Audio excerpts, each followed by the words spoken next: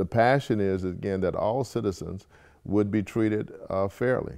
Rev Casey Smith has seen something change in Cincinnati. For too many years, minorities only receive less than 3% of the contracts from the city.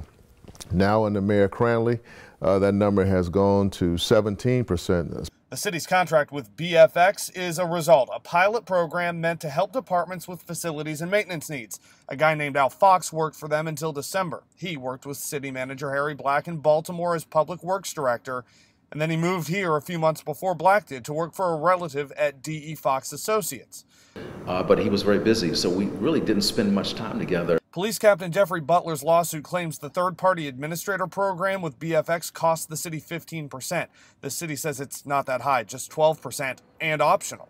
11 departments have used it so far, paying $2.7 million. But Reverend Smith has bigger concerns. Then add to all of that with the charges of the fact that allegedly he's made some disparaging remarks.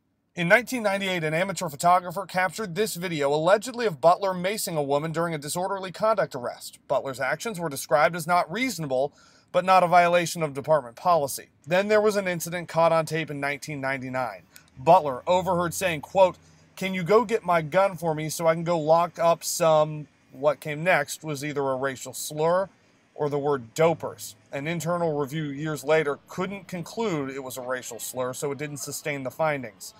The city, however, put a zero-tolerance policy in place for insensitive behavior. Yes, I believe, as a pastor, anybody can change. I do believe that. But how was it dealt with 20 years ago? If he did it 20 years ago, he should have been kicked off the police force then. At the heart of this lawsuit, Police Captain Geoffrey Butler claims he was retaliated against and lost out on a promotion to assistant chief. I asked Harry Black if his history played any part. I doubt very seriously. We had a very solid interviewing panel that we set up. Last week, Butler's attorney Brian Gillen told me the same thing. Responding today, Butler is just, quote, standing up for what's right and asking questions.